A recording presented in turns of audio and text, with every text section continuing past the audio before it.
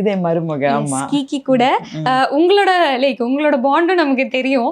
So அந்த ஷாப்பிங்னு வரும்போது நீங்க 2 பேரும் எப்படி இருப்பீங்க? சாரின்னு சொல்லும்போது நீங்க அவங்களுக்கு கொடுத்த சாரி, அவங்க உங்களுக்கு. இது ஆக்சுவலி எனக்கு கிஃப்டா வந்த சாரி இது. ஓகே. கீகி கட்டிட்டு இருக்கிறது கட்டுங்க. I think it's my sorry.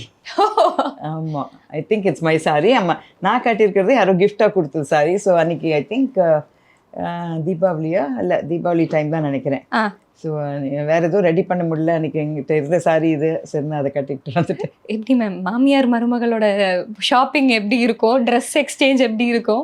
இது நிறைய ட்ரெஸ் இப்போல்லாம் நான் வந்து நிறைய சஜஷன் கீக்கி கிட்ட தான் கேட்பேன். ஏன்னா ட்ரெண்டில் அவங்க தானே இங்கே இருக்காங்க. நம்ம ட்ரெண்டு ரொம்ப பேக்காக போயிடக்கூடாது சொல்லி நிறைய சஜஷன்ஸ் ஜுவல்லரிக்கு, காஸ்டியூம்ஸ்க்கு எல்லாமே அவள்கிட்ட கேட்டுப்பேன்.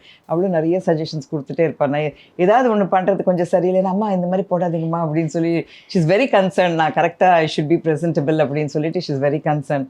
ஏன்னா அவங்க டேஸ்ட்டும் ரொம்ப நல்லாயிருக்கும். அவங்க அழகாக ட்ரெஸ் பண்ணிப்பாங்க.